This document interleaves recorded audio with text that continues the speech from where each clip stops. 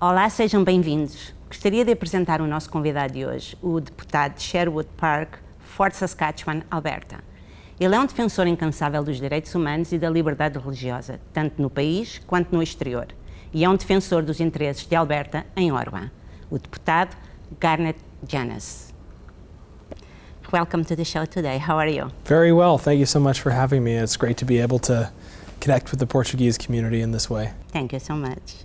We can start our conversation with a topic that represents one of your main causes, religious freedom. Do you believe with the rise of extremism, even in Canada, that a strong response is required from our political leaders? Yeah, absolutely. A strong response is required from our political leaders, and there's different manifestations of extremism that we could talk about. We could talk about situations around the world where we see escalating violence targeting minorities, the Uyghur genocide in China, the genocidal war that Russia is waging against Ukraine, and the threats to human rights and to freedom and liberty in the occupied areas of Ukraine, and there's many other issues around the world, and Canada should have a strong principled voice on international human rights, and that's why we've put forward as Conservatives Bill C-281, the International Human Rights Act, a bill that strengthens Canada's response to human rights issues and strengthens parliamentary accountability, the government's accountability to Parliament on those issues, because there's many areas in which the government has been reluctant to take a strong stand in defense of fundamental human rights. Now here at home, there's various challenges as well. In Western Canada, we've seen a number of cases where churches have been attacked and destroyed. Just this past week, there was another case of a church burned to the ground, a historic church in an Indigenous community.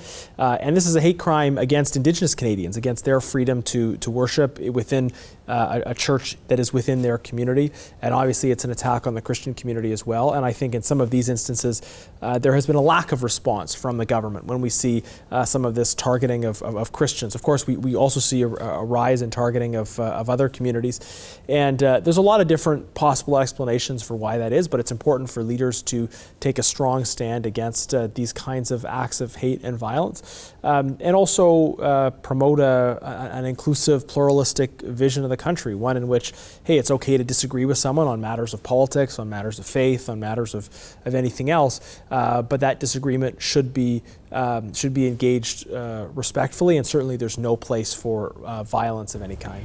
Regarding foreign trade, how is the war in Ukraine affecting Canada's trade relations?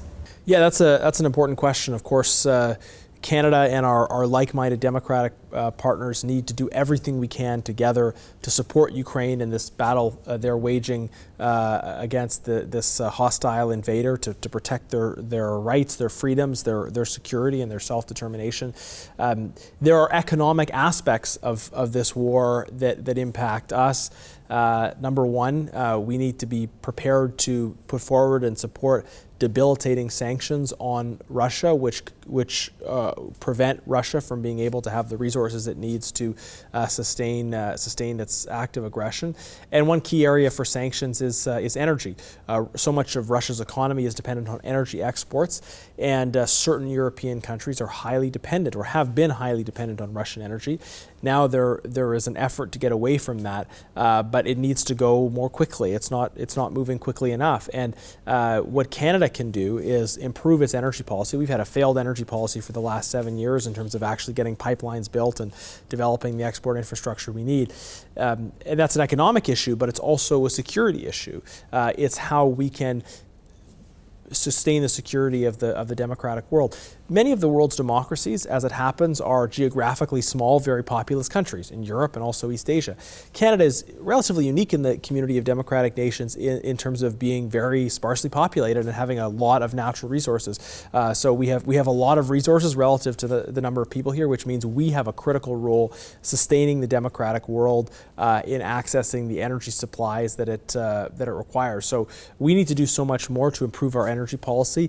This is a challenge and also an opportunity for us to create jobs here in Canada, but also to sustain Europe and provide Europe with the energy resources it needs.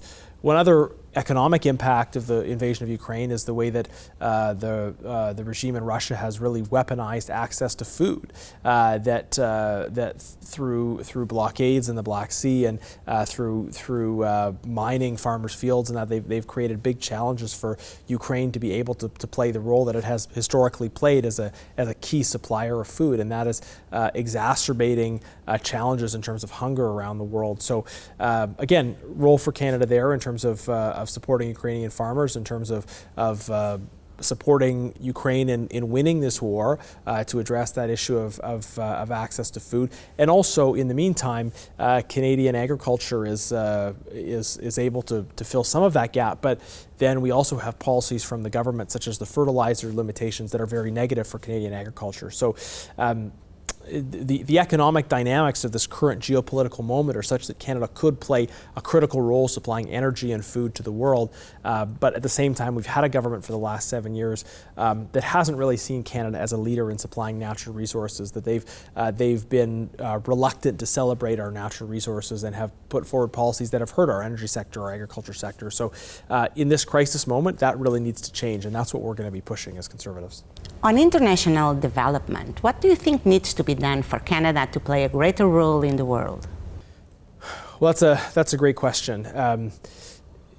I served in this role, international development shadow minister for our party, for the last couple of years, and it's been interesting to hear from experts and hear from stakeholders just about how the world is changing in terms of international development, where today it's global conflict, it's violence that is really setting back a lot of what have been the development gains over the last few decades. There's a lot of concern about the impact of violence and the impact of conflict.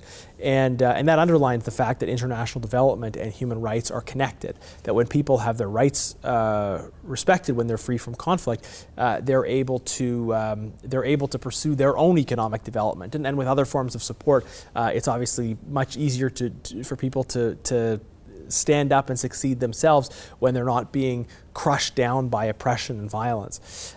So I think in the current global context, we need to continue to be actively engaged in international development efforts, but really with a clear eye to the impact of conflict, and that seeks to promote security for different countries. And part of that security too is recognizing that in the international development world you have other actors, right, that are using international development as a means to increase their influence. We see China's engagement in Africa, for example, very much using international development, but trying to advance a kind of colonial agenda. There's a big scandal around them offering to support the construction of African Union buildings, and then security gaps that were found in those buildings that were a result of that construction. So I think our engagement with the developing world can be based on mutual respect, on genuine friendship, and on offering an alternative to the kind of